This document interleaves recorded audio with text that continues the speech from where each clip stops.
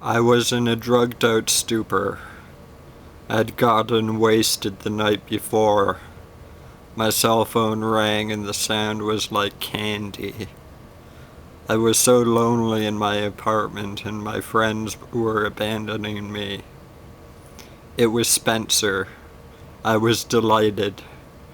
He said his friend Mabel had a job for me. It paid $1,000. That was a lot of money, but the memory of the last time I had $1,000 was fresh in my mind and I didn't want to bother. I was lonely, but I was at peace. I hung up the phone and tried to rest again. The phone rang again. The offer was up to $1,500. That seemed like real money. I asked what the job entailed. Standing in line. That sounded terrible. But then I was told I didn't have to stand in line the whole time. Just report in once in an hour. That sounded utopic. I started working. It involved forcing myself out of bed, not doing drugs, eating hamburgers, and going to the library. It was a pretty sweet ride. The hitch was the boredom, but I was in a ritzy part of town and I felt grind. I would phone Mabel and report our team's place in line. She was very supportive.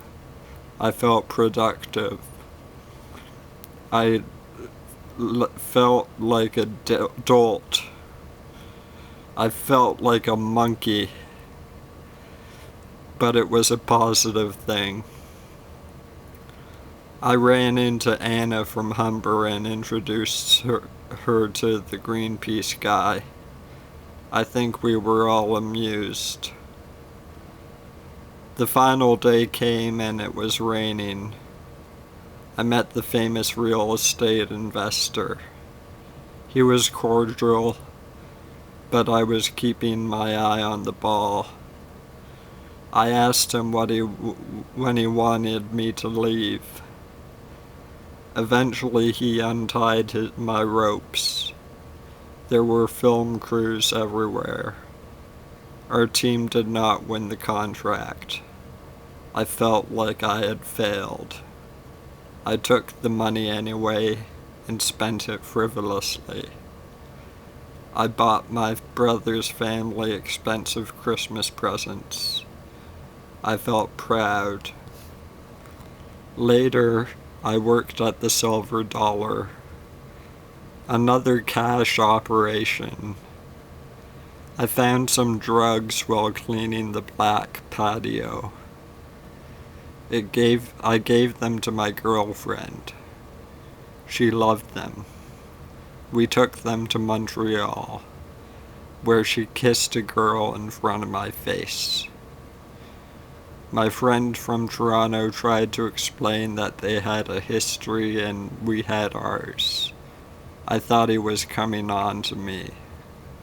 I acquiesced to some manly hugs.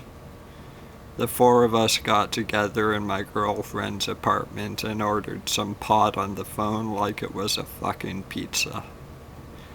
I smoked for the first time in 2 years. I was utterly, devastatingly stoned.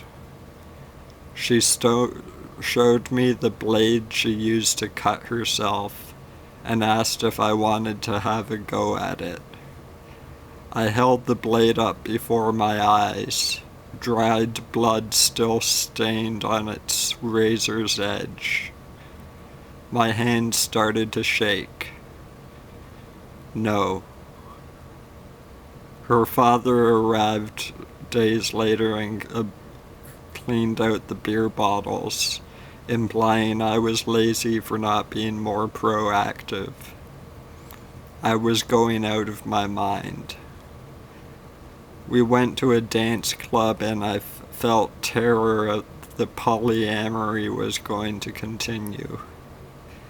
We went to bars and I felt the same. When we got back to Toronto, I told my doctor about my job at the Silver Dollar and how it paid cash and I wasn't reporting it to the government. He said, in a friendly, brotherly way, that he didn't mind if I made a little cash on the side. A week later, my girlfriend phoned me, saying she was suicidal. I had to work that night, but I quit my job to be with her. She stole a bottle of expensive wine from her father. We got drunk, chain smoked, and ordered pizza. Later, my girlfriend scolded me for losing my job. I am now on the white pill, clonazepam. It is a benzodiazepam. It is essentially hillbilly heroin. I drink coffee all day and have begun to stay up all night. Every slice of media fills me with paranoid thoughts.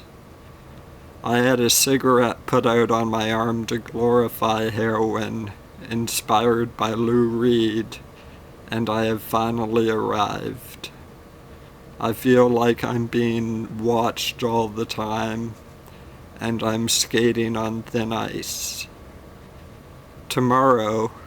Today, I will be visited by my social workers and my girlfriend. They will ask me questions I don't have the proper answer to. I believe in respecting all views, and the act of taking a stance also negates another stance.